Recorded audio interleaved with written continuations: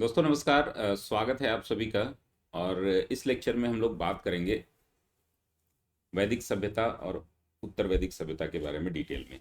अ, हम लोग यहाँ पर देख लेते हैं क्या क्या पहले वैदिक सभ्यता इसे क्यों कहते हैं, वेदों के बारे में हमें क्या क्या जानकारी मिलती है। पहले तो हम वेदों को डिटेल में समझ लेंगे तो उससे आधी समस्या हमारी समाप्त हो जाएगी। अब जैसे वैदिक सभ्यता हम लोग दो भागों में बांट करके पढ़ते हैं, ठीक है ना। वैदिक काल को हम दो भागों में बांट कर पढ़ते हैं। एक तो वैदिक काल यानी कि ऋग्वैदिक काल, और दूसरा जो है उत्तर वैदिक काल, ठीक है ना। तो इसको हम दो भागों में, वैदिक सभ्यता, इसको दो भागों में बांट करके हम देखते हैं। पहला जो है वो आपका ऋग्वैदिक काल,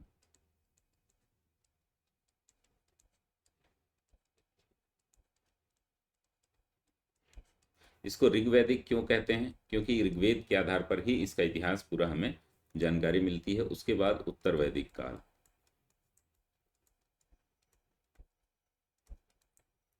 उत्तर वैदिक काल, ठीक है ना। इसका कालक्रम जो है ये माना जाता है कि 1500 बीसी यानी कि सिंधु घाटी सभ्यता के बाद से लेकर के और 1000 बीसी तक इसको माना जाता है।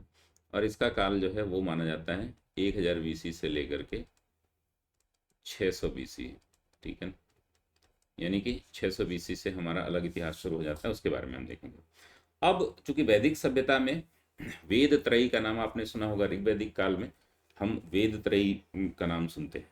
वेद त्रयी क्या है, चलिए इसको देख लेते हैं। जिसमें कौन एक वेद नहीं गिना जाता है, यानी कि जो प्रमुख हमारे वेद हैं वो तीन ही हैं, ऋग्वेद, सामवेद और यजुर्वेद, ठीक है ना। अथर्ववेद जो है इसको शामिल नहीं किया जाता वेद त्रयी में, और इसके बारे में कुछ सामान्य जानकारियां हैं जिनको हम लोग अन्य माध्यमों से देखेंगे, ठीक है ना। अभी यहाँ पर हम छोटी छोटी सामान्य बातें कर लेते हैं ऋग्वेद के बारे में। ऋग्वेद, आपका सामवेद, यजुर्वेद,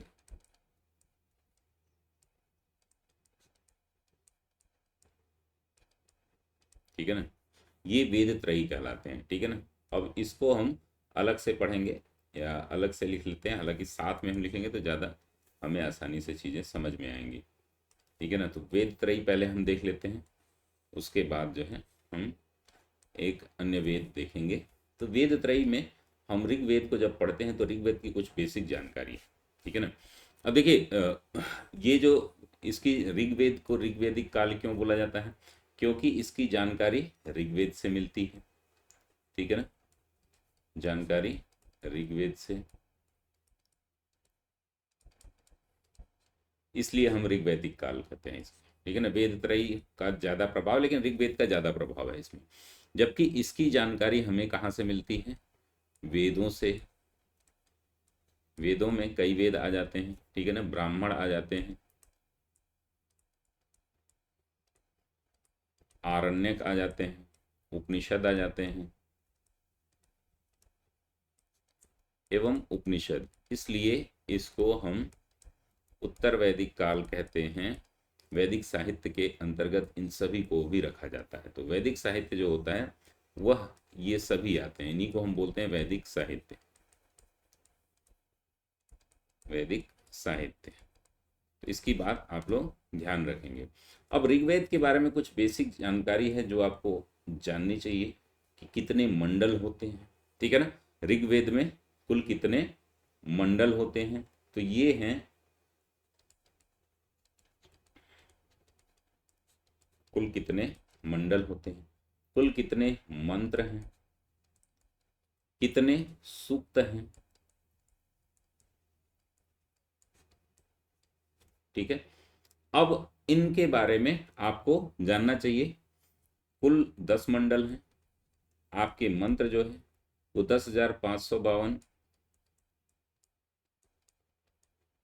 कुल सूक्त जो है वो 1028, और इसमें भी सूक्त दो प्रकार के। पहला जो है 1011 जो है 1017, ये मूल सूत्र है, मूल सूक्त है।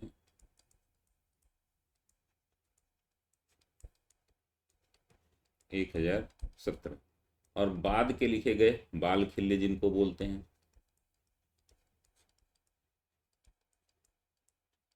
ये कुल 11, कुल जोड़ के 1028। अब ये सामवेद जो है इसमें कुल कितने मंत्र हैं, इसको जो है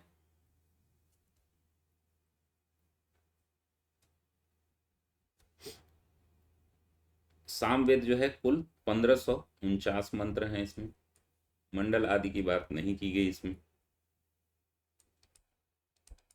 कुछ कुछ बेसिक जानकारी आपको याद रखना। इसमें माना जाता है कि इसके खुद के जो है खुद के केवल 75 हैं, बाकी सब ऋग्वेद से लिए गए।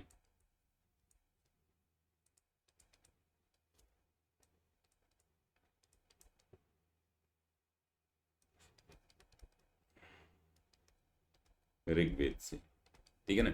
इसको गेय मंत्र भी बोला जाता है, क्योंकि ये गाए जाते हैं।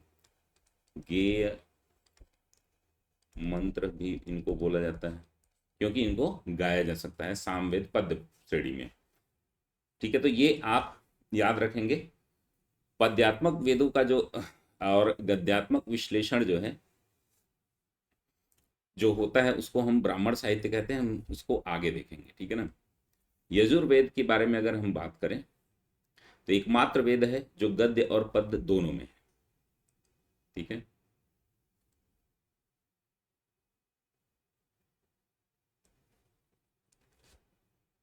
एकमात्र ग्रंथ है जो गद्य और पद्य दोनों में है। इसके बारे में हम लोग थोड़ी डिटेल बातचीत कर लेंगे कि गद्य और पद्य में दोनों में ही ये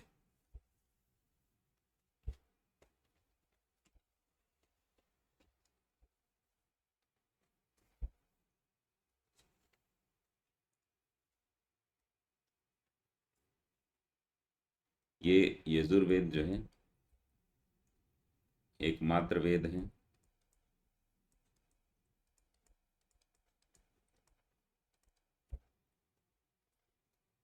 जो गद्य और पद्य दोनों में है।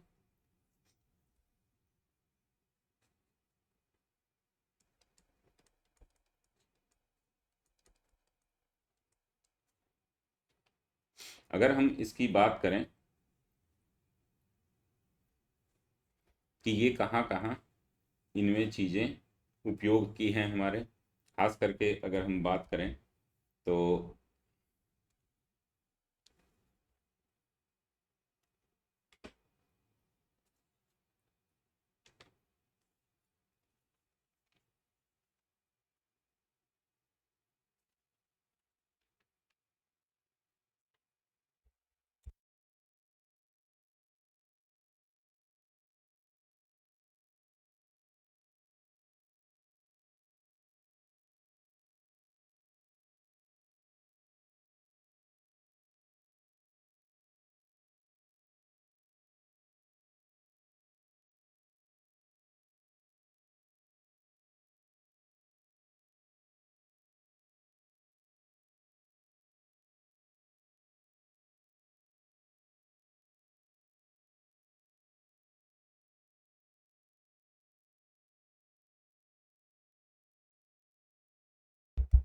चलिए तो इसको देख लेते हैं कि दोनों में ये है। इसको जैसे हम लोग शुक्ल पक्ष और कृष्ण पक्ष दोनों की बात करते हैं। इसमें दो प्रकार के हैं, जैसे जो गद्य पद्य हैं,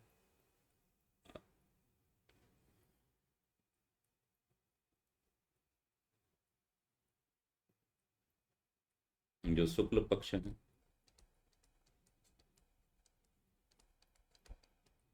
ये पद्य में है, और ये कृष्ण पक्ष जो है गद्य और पद्य दोनों में।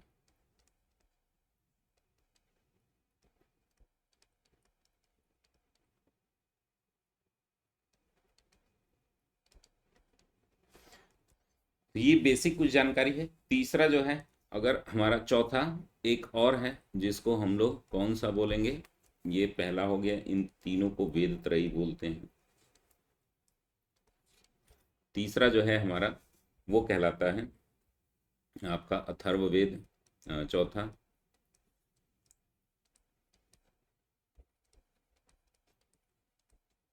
मेरे ख्याल से मेरे पीछे, अच्छा इसीलिए मैंने वो कर दिया है वीडियो को, थोड़ा वीडियो में कुछ प्रॉब्लम आ रही थी इस वजह से, यहाँ पर तो ये दिखेगा आप लोगों को, ठीक है ना। अब इसमें जो है ये एकमात्र वेद है जो जिसको वेद त्रयी में शामिल नहीं किया जा सकता, वेद त्रयी में शामिल नहीं किया जाता।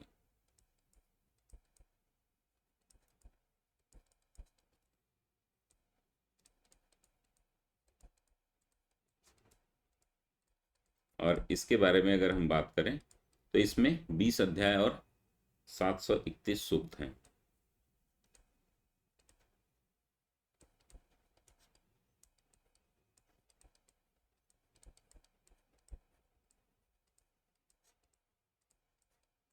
तो ये आपकी कुछ बेसिक जानकारी। अब इनके बारे में थोड़ा सा हम डिटेल में चारों के बारे में देख लेते हैं कि जो हमारा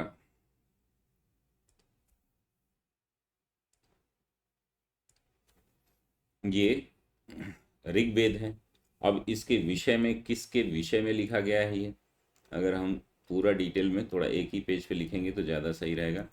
इसको 2-3 पेज पे करने पे समस्या होगी, तो इसको मैं थोड़ा सा, यहाँ पर हमारा हो जाएगा आपका ऋग्वेद,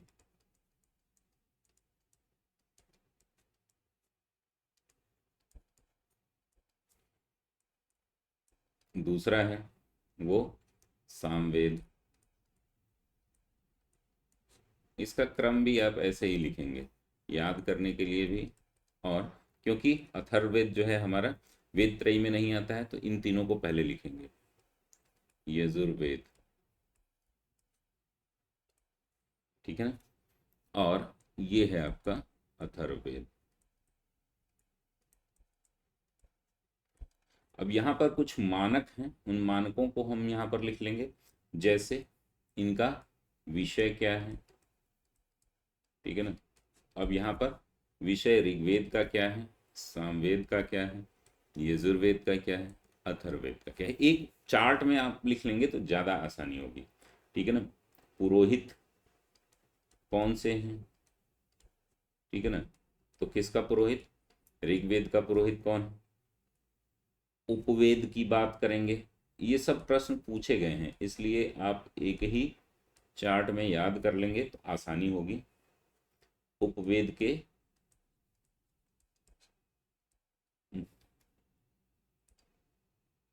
उपवेद के संकलनकर्ता कौन कौन से हैं,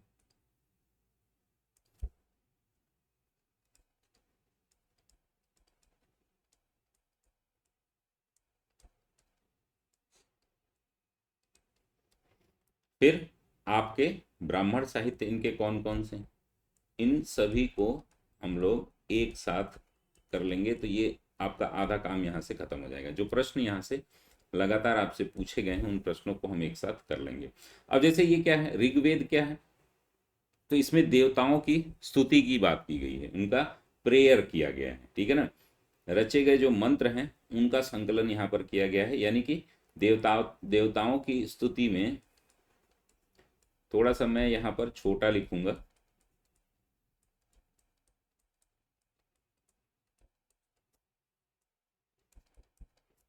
रचे गए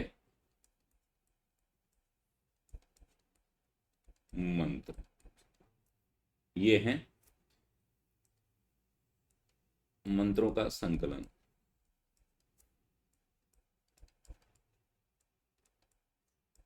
ये क्या कहलाता है, इनका विषय। सामवेद का विषय क्या है दोस्तों, इसको थोड़ा सा मैं इधर कर लेता हूँ, स्पेस देखिए कम है, इसी की वजह से मैं आपको, सामवेद का विषय क्या है, तो सामवेद जो है गाए हुए मंत्र हैं, संगीत गेय मंत्रों का संकलन है, इसको गेय मंत्रों का संकलन इसी को हम क्या बोलते हैं, संगीत से संबंधित।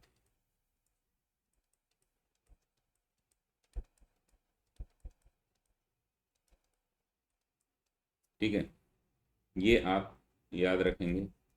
साथ ही यजुर्वेद के बारे में हम देख लेते हैं। यजुर्वेद क्या है, तो ये यज्ञ यज्ञ आदि से, कर्मकांड से संबंधित है। यज्ञ और उनके ज्ञान के स्रोत, विभिन्न यज्ञ संबंधी ज्ञान के स्रोत, विभिन्न यज्ञ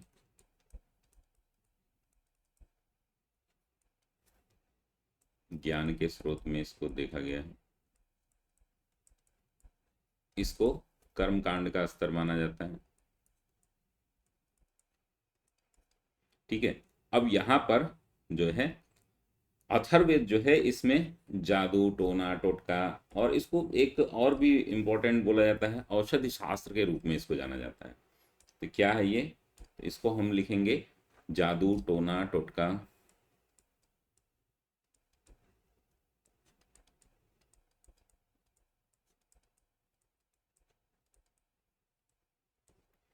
और औषधि शास्त्र के रूप में।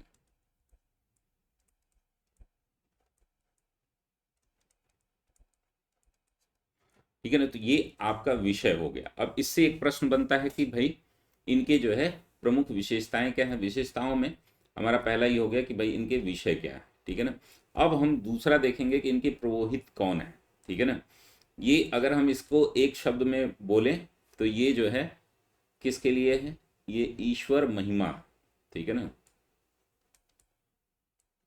ईश्वर महिमा से संबंधित। ठीक है ना, ये संगीत से संबंधित है, ये कर्मकांड से संबंधित है, और ये जो है आपके औषधि से संबंधित है। ठीक है ना, अगर आपसे एक शब्द में पूछा जाए इनका विषय क्या है। इनके पुरोहितों की बात की जाए तो होता या होत्री इनके पुरोहित माने जाते हैं। होता किसका, ऋग्वेद का, होत्री। ऐसे ही अगर हम बात करें किसका, सामवेद का, तो इनके पुरोहित माने जाते हैं उद्गात। एक यही चार्ट है, इसको याद कर लेंगे तो जो भी अघवर्यु,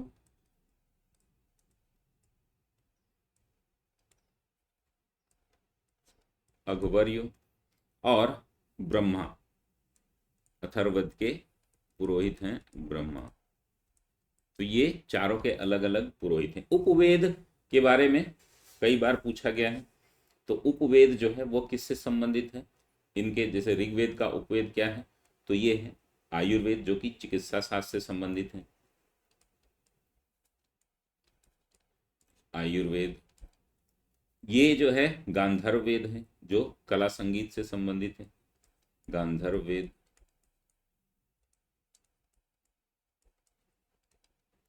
ठीक है, तीसरा जो है वो है हमारा धनुर्वेद है, युद्ध कला से संबंधित। और ये जो है आपका शिल्प वेद है, शिल्प वेद। ठीक है, इसको अगर लिखना हो कि आयुर्वेद ये किससे है, तो ये भाई मेडिकल साइंस से है, चिकित्सा शास्त्र।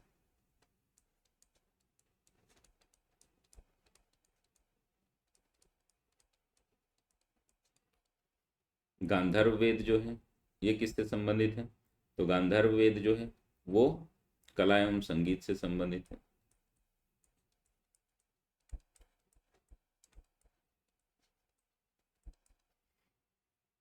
धनुर्वेद जो है वह किससे संबंधित है, युद्ध कला से संबंधित है।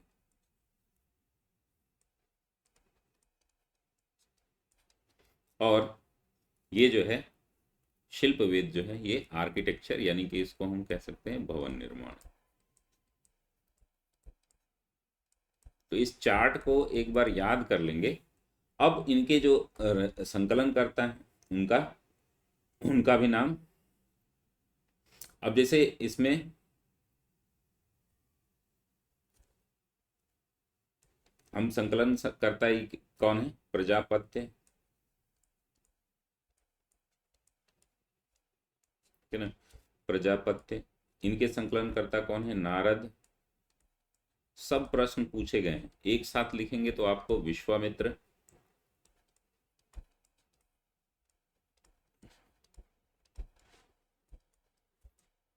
और ये है आपके विश्वकर्मा।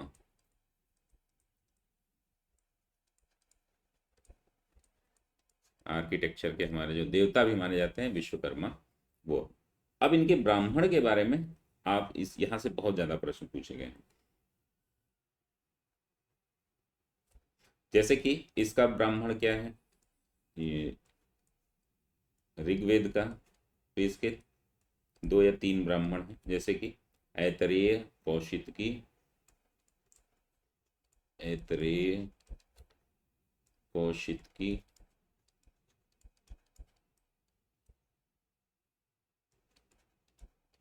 या इसी को संख्यायन बोलते हैं, संख्यायन।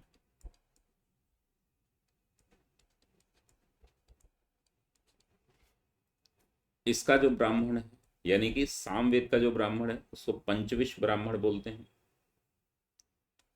पंचविश। ये इसका ब्राह्मण यजुर्वेद का शतपथ ब्राह्मण है, और इसका गोपथ। तो ये वाला चार्ट जो है बहुत ही ज्यादा महत्वपूर्ण था, इसको आप लोगों ने याद कर लिया।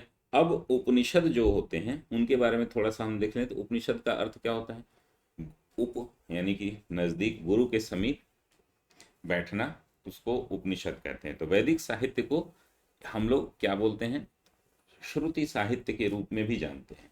आपको पता है कि इसके जो है बहुत सारे प्रमाण हमें नहीं मिलते, सब कुछ सुना हुआ या याद किया हुआ, एक पीढ़ी से दूसरी पीढ़ी में ले जाया हुआ देखने को मिलता है। तो ये आप याद रखेंगे कि जो ये हमारे वैदिक साहित्य में इसको श्रुत साहित्य भी बोलते हैं, जो कि अब इन वेदों के अंग बताए गए हैं जिनको हम बोलते हैं वेदांग, ठीक है ना। इसको थोड़ा सा हम धैर्य से एक बार, अब ये 2-3 चीजें हैं जो आपको बहुत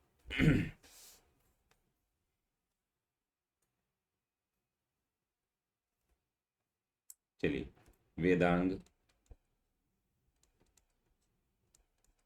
वेदांग जैसे कि हम लोग शुरू कर रहे थे तो हमने वैदिक काल के बारे में जो स्रोत देखा था, वेदांगों के बारे में हमने बात की थी। तो इसमें 6 अंग हैं, वेदों के 6 अंग हैं, जिसमें आप पहला है शिक्षा, दूसरा है कल्प, तीसरा है व्याकरण, चौथा है आपका निरुक्त,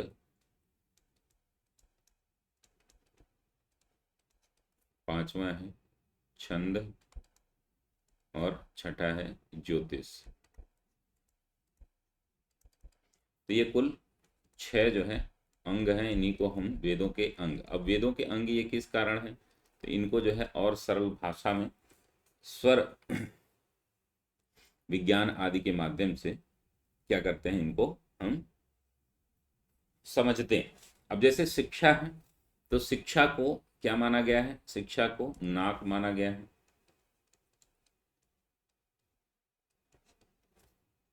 कल्प को हाथ माना गया है, ये वेदों के हाथ हैं, व्याकरण को मुख माना गया है, ये इसको आसान भाषा में समझाने के विभिन्न तरीके हैं। निरुक्त को कान माना गया है, और छंद को पैर माना गया है, पैर, और ज्योतिष को आंख माना गया है, ठीक है ना। ये सभी वेदों के भाग हैं, इनके बारे में थोड़ी थोड़ी जानकारी है। अब जैसे हम बात करें शिक्षा के बारे में, यानी कि नाक के बारे में, तो इसे स्वर विज्ञान भी कहते हैं। इसको अगर हम यहाँ से देखने का प्रयास करें तो इसे स्वर विज्ञान भी कहते हैं।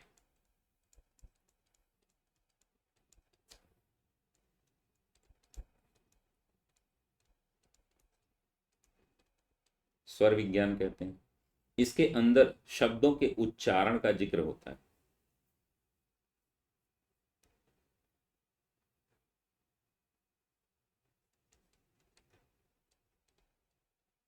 इसके अंदर शब्दों के उच्चारण का जिक्र है।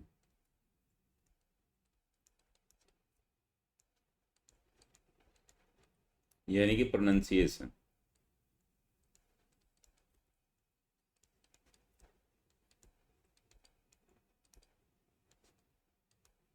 अगर हम इसकी बात करें कल्प की, तो कल्प सूत्र जो है इसके तीन हैं, यानी कि स्रोत सूत्र,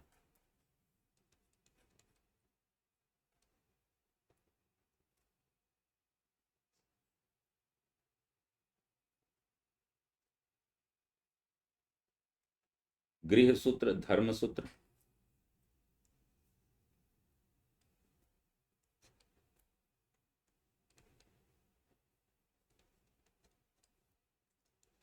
स्रोत श्रुत सूत्र,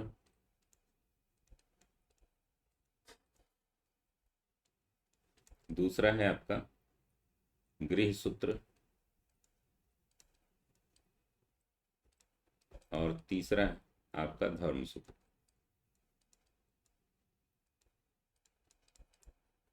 अब ये क्या है, तो जैसे स्रोत सूत्र है, यज्ञ संबंधी स्रोत हैं ये, यज्ञ संबंधी स्रोत।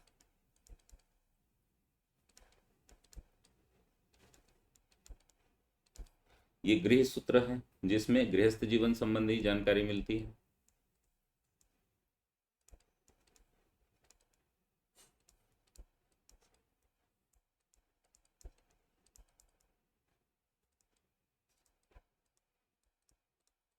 और धर्म सूत्र जो है इसमें किसकी जानकारी, सामाजिक नियमों की जानकारी मिलती है।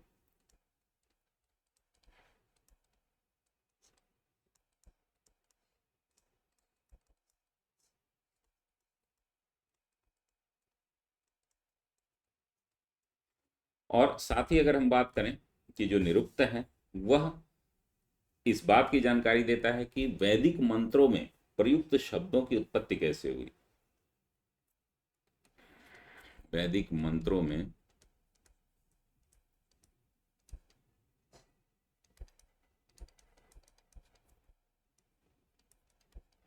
प्रयुक्त शब्दों की उत्पत्ति।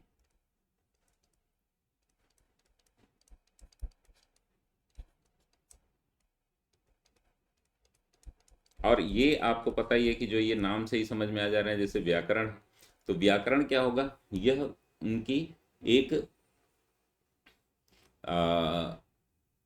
जो ग्रामर सिस्टम है वो दिखलाता है। छंद जो है अलंकार आदि से संबंधित है, और आंख जो है ये भविष्य या ज्योतिष के बारे में बात करता है। तो ये सारे कुछ हैं वेदांग। वेदांगों के बारे में कुल 6 वेदांग हैं। पहला शिक्षा, दूसरा कल्प, तीसरा व्याकरण, चौथा निरुक्त, पांचवा छंद, और छठा ज्योतिष। इनको आपको याद रखना है, ठीक है ना। अब हम देखेंगे कि जानकारी का स्रोत क्या है, ठीक है ना, और किस किस कारण जो है इसमें क्या क्या विशेषताएं हैं, इनसे क्या क्या जानकारी मिलती है, यानी कि वेदों से जानकारी क्या मिलती है, ठीक है ना। इसके बारे में हम थोड़ा सा एक बार बात करेंगे, तो वेदों से संबंधित सारी चीजें आपकी समाप्त हो जाएंगी, ठीक है ना। वेदों से प्रमुख जानकारी।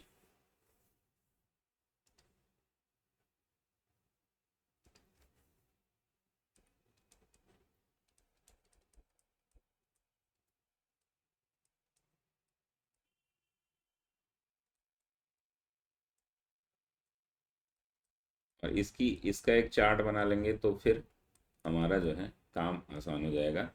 यानी कि अब हम जो है ये डर नहीं लगेगा कि क्या प्रश्न पूछ लिया जाएगा। अब जैसे ऋग्वेद के बारे में बात करें,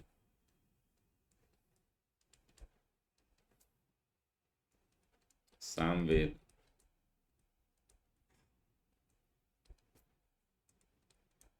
यजुर्वेद,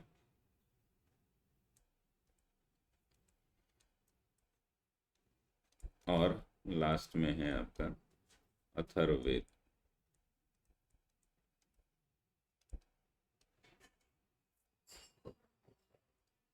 इनके बारे में जानकारी। अब जैसे क्या है,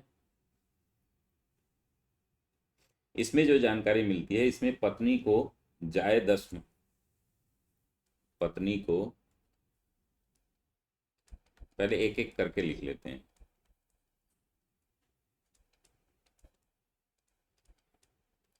कहा जाता था,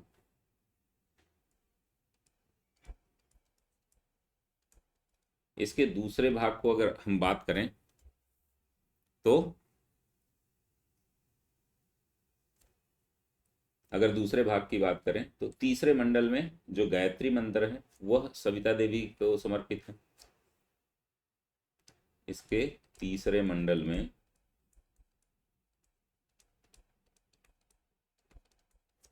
क्या है, गायत्री मंत्र।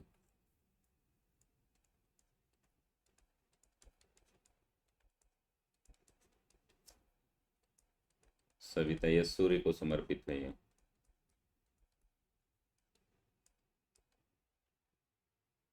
प्रथम मंडल जो है, अश्वनी ने मन को हल चलाना सिखाया है, ये प्रथम मंडल में बात की गई है।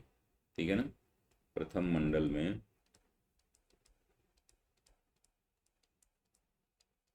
मन जो हमारे पूर्वज हैं, अश्विनी ने मन को हल चलाना सिखाया। उन्हीं में 7 मनु हैं। ठीक है ना,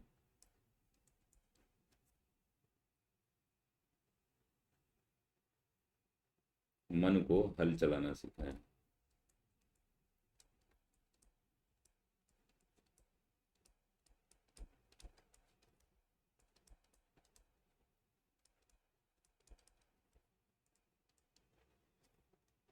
दसवें मंडल में पुरुष सूक्त में 4 वर्णों की बात की गई है। ये भी प्रश्न कई बार पूछा है आपसे। दसवें मंडल में, दसवें मंडल के पुरुष सूक्त में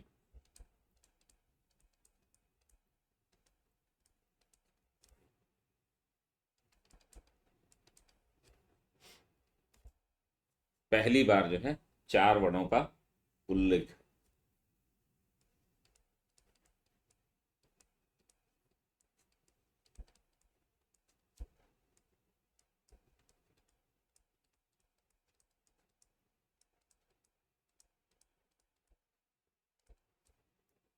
और इसी के आधार पर जो है, हालांकि ये कर्म आधारित व्यवस्था थी। अगर हम नासदीय सूक्त में निर्गुण ब्रह्म की जानकारी मिलती है, नासदीय सूक्त में किसकी जानकारी मिलती है, निर्गुण ब्रह्म, जो आगे चल करके वेदांत निर्गुण निराकार।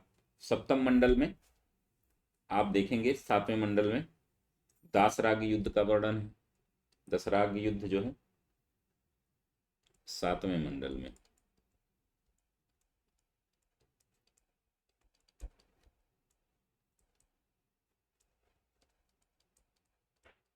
दसराग युद्ध का वर्णन है। और वहीं हम 9वें मंडल में देखते हैं कि ये सामवेद जो है सोमदेव को समर्पित है कुछ, और गंगा की 1 बार तथा यमुना की 3 बार चर्चा की गई। ठीक है ना, ऋग्वेद में गंगा की 1 बार,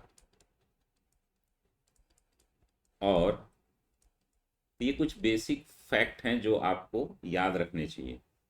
यमुना की जो है 3 बार चर्चा। ठीक है ना, तो ये आपको कुछ याद रखना है। किसके बारे में, ऋग्वेद के बारे में कुछ महत्वपूर्ण तथ्य हैं, इनसे ये जानकारी हमारी मिलती है। अब अगर हम बात करें तो ये आपका ऋग्वेद से इतने फैक्ट अगर आप याद कर लेते हैं तो इससे बाहर चीज़ें नहीं पूछी गई हैं। ठीक है ना, अब इसके बाद हम बात करते हैं यहाँ पर सामवेद के बारे में। सामवेद क्या है कि सबसे कम महत्व इसको दिया गया है। इसके उपनिषद हैं कौन कौन से? छंदो सबसे कम महत्व,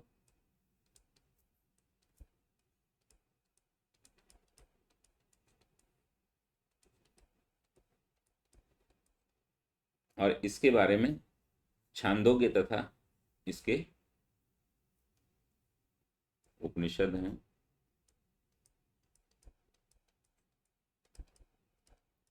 कौन कौन से? छांदोग्य, जैमिनीय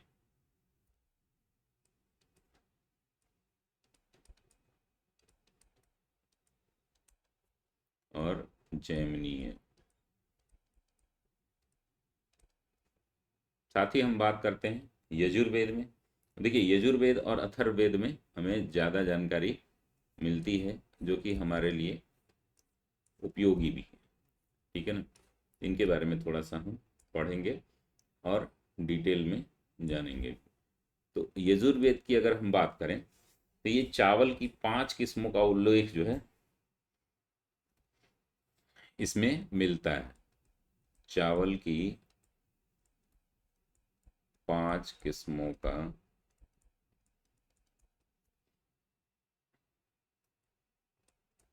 उल्लेख, जिसमें एक सबसे ज़्यादा जो माना जाता है कि महाव्रीहि जो है सर्वोत्तम चावल है। महाव्रीहि, धान की रोपनी हो रही होगी आप लोगों के यहाँ भी, ये सर्वोत्तम चावल है, ठीक है ना। तो जैसे इस समय माना जाता है ना काला नमक चावल, ठीक है ना, चिंटू है, और बहुत सारे ऐसे चावल आ गए जो आपके महत्व के। तो इसको आप ध्यान में रखेंगे कि हमारा जो है क्या क्या चीज़ें इसके लिए हमें देखनी है। तो सबसे महत्वपूर्ण अंतिम अध्याय जो है ईशोपनिषद है, ठीक है ना। इसका यजुर्वेद का अंतिम उपाध्याय कौन सा है? अंतिम अध्याय ईशोपनिषद,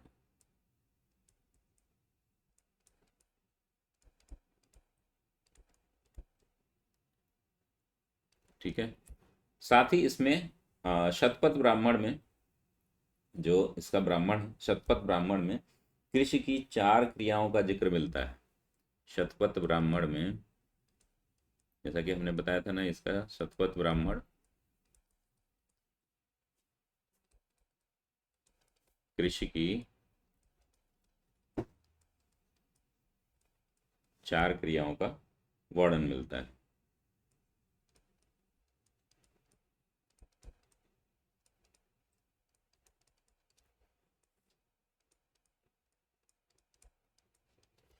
और इसी में यजुर्वेद में ही हम देखते हैं यमराज और नचिकेता का संवाद जो है कठोपनिषद में है। यमराज और नचिकेता का संवाद,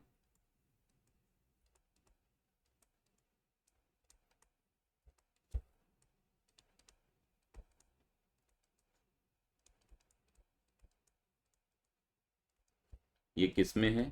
तो ये आपके कठोपनिषद में है।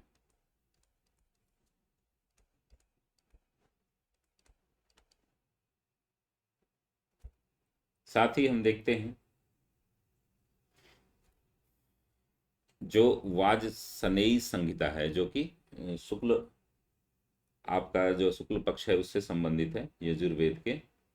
तो इसमें जो है अगर हम बात करेंगे शुक्ल पक्ष जो है पद्य में है ये, और कठोपनिषद जो है वो गद्य पद्य दोनों में है। तो शुक्ल पक्ष जो है यानी कि इसमें वाजसनेयी संहिता जो है शाखा जो है ये वास्तविक यजुर्वेद कहलाती है। वाजसनेयी संहिता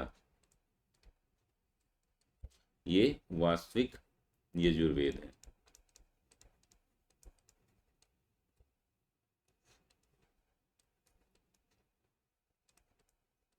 जो कि पद्य में, ठीक है। अब इसी के बारे में हम बात करते हैं। कठोपनिषद, इसके कुछ उपनिषद हैं। कठोपनिषद, ईशोपनिषद, उपनिषद,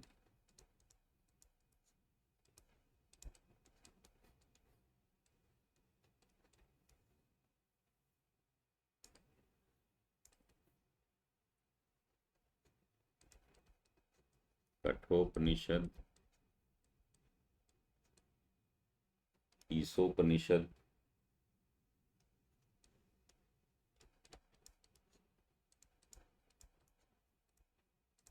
आपका श्वेत श्वेता श्वेपोपनिषद,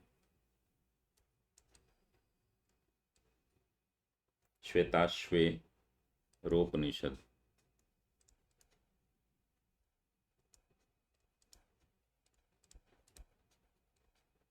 और एक है मत मैत्रायणी।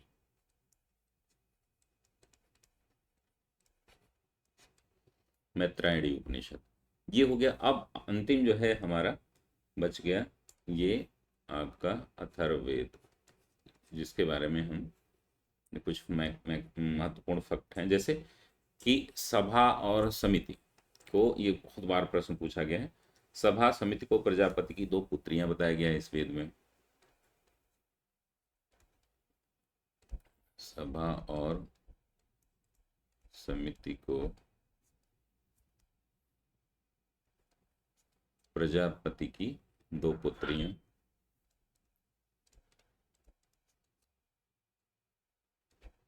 ये कम से कम 50 बार प्रश्न पूछा है।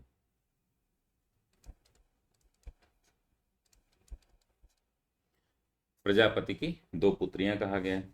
साथ ही सभा को वरिष्ठ या अनुल्लंघनीय बताया गया है। सभा को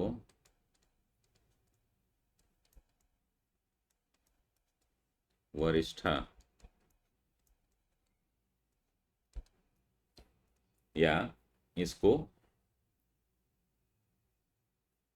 अनुल्लंघनीय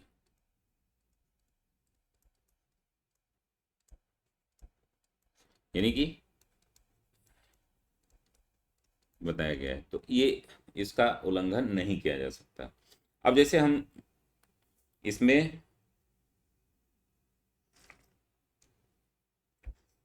छह से, जैसे मगध और वैशाली की जानकारी इससे मिलती है अथर्ववेद में। मगध और वैशाली की जानकारी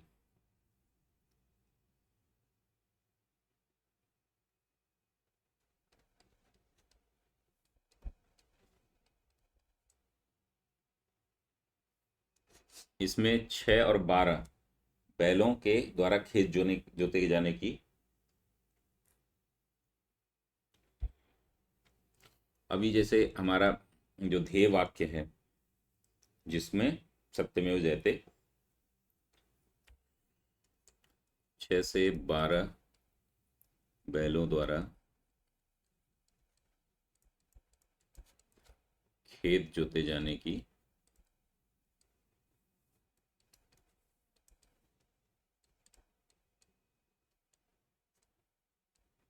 जानकारी यहां से मिलती है। यहां पर सत्यमेव जयते मुंडकोपनिषद,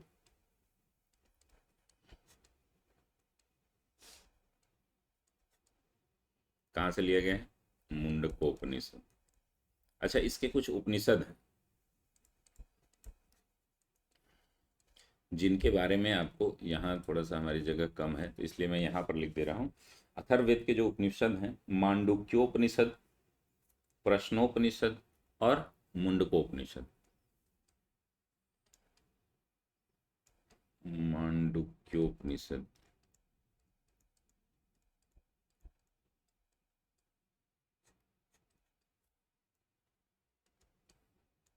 मुंडकोपनिषद,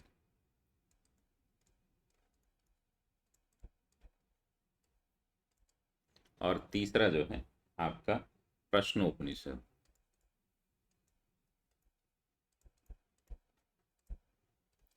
इसके बारे में डिटेल में ये जानकारी थी हमारे सभी। अब जो है हम लोग थोड़ा सा देख लेते हैं आपके मेन पीडीएफ में क्या क्या चीज़ें आपको देखने को मिलेंगी उसमें, और फिर एक और क्लास इसकी लेनी पड़ेगी मुझे लग रहा है इस क्लास में। ये कंप्लीट नहीं होगा।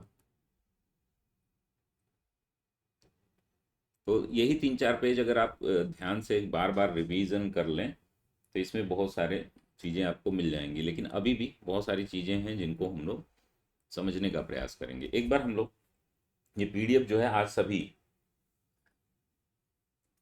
आप लोगों का एक अलग ग्रुप बनाया जाएगा। उस ग्रुप में आपको सारी पीडीएफ शेयर कर दी जाएगी और इसको आप संभाल के अब रखिए। सिंधु घाटी सभ्यता के पतन के बाद जो नवीन संस्कृति प्रकाश में आई, जिसके विषय में हमें वेदों से जानकारी मिलती है, उसको वैदिक काल कहते हैं। ठीक है ना। ऋग वैदिक काल जो है 1500 ईसा पूर्व से लेकर के 1000 ईसा पूर्व, जैसा कि मैंने बताया था कि हम 2 कालों में वैदिक काल को बांटे हैं। ठीक है ना। एक ऋग्वैदिक काल और दूसरा जो है उत्तर वैदिक काल। आज हम लोग वैदिक काल से संबंधित जितनी भी जानकारी है ले लेंगे। अब इनका काल कब से कब तक है?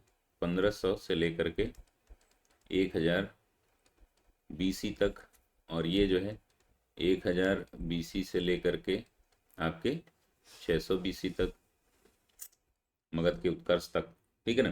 तो सिंधु सभ्यता के विपरीत जो है वैदिक सभ्यता मूलतः क्या थी? ग्रामीण थी। अब देखिए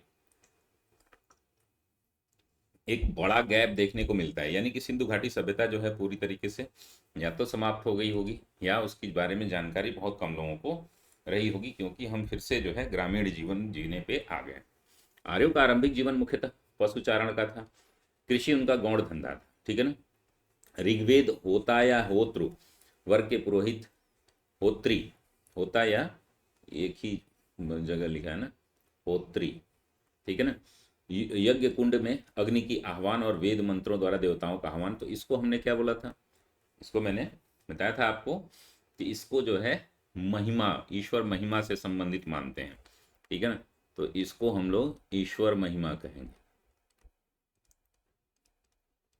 ठीक है। दूसरा जो है सामवेद है। सामवेद, इसमें क्रम गड़बड़ हो गया। उद्गाता या उद्गात्र वर्ग के पुरोहित यज्ञ के साम का गायन करते हैं, इसको हम संगीत वर्ग का बोलेंगे। संगीत। ठीक है ना। संगीत से संबंधित है। वहीं यजुर्वेद की बात करें तो यह जो है आपका यज्ञ संबंधी कार्य करता है। अध्वर्यु याज्ञिक कर्मकांड की विधियों से संबंधित है, इसको कर्मकांड से संबंधित बता देंगे। ठीक है ना। तो ये दोनों पीडीएफ मिला करके आप पढ़ेंगे। और अथर्ववेद, वेद त्रयी इन्हीं को बोलते हैं। ठीक है ना। यही है अथर्ववेद जो है, यह ब्रह्मा इसके क्या है? रचयिता है। इसको माना जाता है पुरोहित है, और इसको जो है किससे संबंधित माना जाता है? औषधि शास्त्र से। औषधि। ठीक है ना। तो ये आप याद रखेंगे। ऋग्वेद भारत यूरोपीय भाषाओं का सबसे पुराना निर्देश है। इसमें अग्नि, इंद्र, मित्र, वरुण आदि देवताओं की स्तुतियां संग्रहित हैं। आर्यों का आगमन जो है 1500 ईसा, 15,000 नहीं, 1500 ईसा पूर्व के कुछ पहले हुआ। इसके आगमन का कोई स्पष्ट और ठोस प्रतीक हमें नहीं मिलता है। आर्यों के मूल निवास के संदर्भ में विद्वानों के अलग अलग विचार हैं, जिनके बारे में हम डिटेल में जानने की हमें ज़रूरत नहीं है। कोई बोलता है कि मध्य एशिया से आए थे, कोई बोलता है आर्कटिक से आए थे। भौगोलिक विस्तार की अगर हम बात करें तो आरंभिक इतिहास की जानकारी का मुख्य स्रोत जो है इनका क्या है? ऋग्वेद है। आपको पता ही है। ऋग्वैदिक काल की सर्वाधिक पवित्र नदी सरस्वती थी। ऋग्वेद में सरस्वती को नदी तमा, नदियों में प्रमुख कहा गया है। ऋग्वैदिक काल की सर्वाधिक महत्वपूर्ण नदी सिंधु का वर्णन कई बार आया है। इसके अतिरिक्त गंगा का ऋग्वेद में केवल एक बार वर्णन है। यमुना का 3 बार जिक्र किया गया है, जैसा कि मैंने बताया था। ऋग्वेद में नदियों की संख्या लगभग 40 बताई गई है। ऋग्वेद में नदी सूक्त में व्यास यानी विपाशा को पारिगणित नहीं कहा गया है। उसके स्थान पर मरुद्वधा नदी का उल्लेख। ठीक है ना। अब राजनीतिक व्यवस्था की अगर हम बात करें, अगर नदियों की बात करें तो नदियों का एक क्रम है जिसके बारे में हम लोग कल डिटेल में बातचीत करेंगे। ठीक है। तो इसके बारे में हम कुछ विशेष जानकारी, जैसे राजनीतिक व्यवस्था क्या है, धार्मिक जीवन कैसा है, सांस्कृतिक जीवन इनका कैसा है, इनमें जो है आर्थिक जीवन कैसा है, इनमें धर्म की क्या बात की गई है, राजनीतिक व्यवस्था क्या है, राजनीतिक संगठन क्या है, इन सभी पर हम डिटेल बातचीत कल की क्लास में करेंगे। और खट दर्शन के बारे में भी कुछ थोड़ा सा हम लोग पढ़ेंगे। तो ये रही कंप्लीट जानकारी आज के क्लास की। मिलते हैं हम लोग अगली क्लास में, तब तक के लिए धन्यवाद। स्वस्थ रहिए, मस्त रहिए, व्यस्त रहिए और इसका रिवीजन करते रहिए। धन्यवाद दोस्तों।